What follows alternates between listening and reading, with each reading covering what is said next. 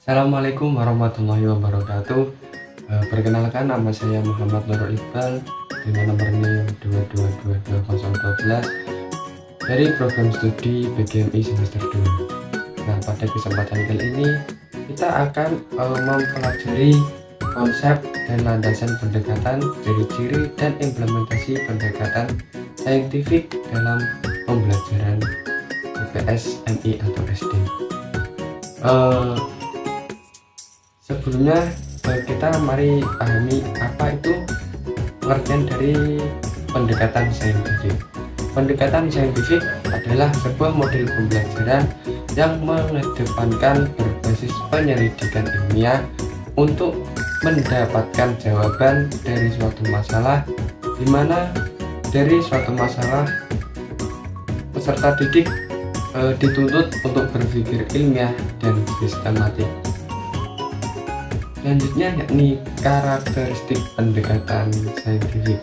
Yang pertama yakni pembelajaran yang menghendaki keterlibatan langsung peserta didik.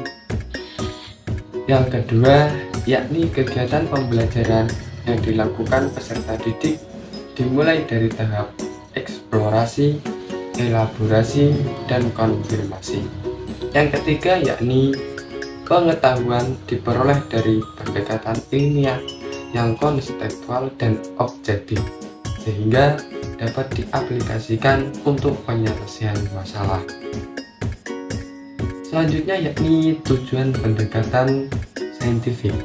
Yang pertama yakni membiasakan peserta didik berpikir, bersikap, serta berkarya dengan menggunakan kaidah-kaidah dan langkah ilmiah. Yang kedua yakni proses pembelajaran lebih penting dibandingkan hasil pembelajaran. Yang ketiga yakni peserta didik mengalami lebih bermakna dibandingkan peserta didik memahami. Selanjutnya yakni prinsip pendekatan saintifik. Berikut prinsip pendekatan saintifik dalam kegiatan pembelajaran menurut Husnan. Yang pertama yakni kegiatan pembelajaran berpusat pada peserta didik. Yang kedua, pembelajaran mendorong terciptanya peningkatan kemampuan berpikir peserta didik. Yang ketiga, pembelajaran memberikan ruang pada peserta didik untuk simulasi dan mengakomodasi konsep, hukum, dan prinsip dari materi yang sudah dipelajari. Yang terakhir yakni memberikan kesempatan kepada peserta didik untuk melatih kemampuan dalam berkomunikasi. Selanjutnya yakni langkah-langkah dalam pendekatan saintifik. Di sini langkah-langkah pendekatan saintifik itu ada 6. Yang pertama yakni mengamati, menanya, mengumpulkan informasi, mengolah informasi, mengomunikasikan, dan menarik kesimpulan.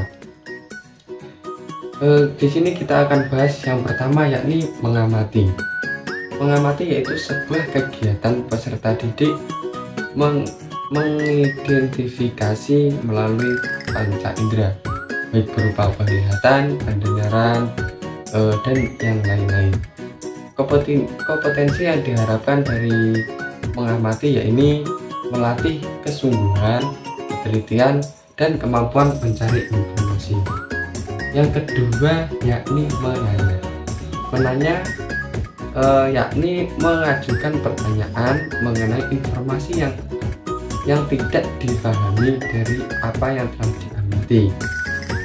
Kompetensi yang diharapkan dari menanya yakni mengembangkan kreativitas, rasa ingin tahu, kemampuan merumuskan masalah, dan pengembangan untuk berpikir kritis.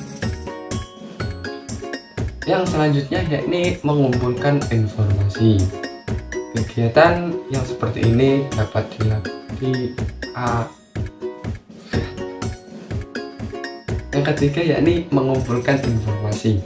Kegiatan yang seperti ini dapat dilakukan dengan cara bereksperimen, membaca literatur, mengamati objek, bahkan bisa dilakukan dengan mewawancarai narasumber. Kompetensi yang diharapkan dari mengumpulkan informasi yakni mengembangkan sikap teliti, jujur, sopan, menghargai pendapat orang lain, memiliki kemampuan berkomunikasi yang baik, dan memiliki kemampuan mengumpulkan informasi dengan beragam cara. Yang keempat yakni mengolah informasi. Kegiatan belajar yang dapat diberikan tenaga pendidik antara lain pengolahan informasi, mulai dari beragam informasi yang memperdalam dan memperluas informasi, hingga informasi yang saling mendukung, bukan yang berbeda atau bertentangan.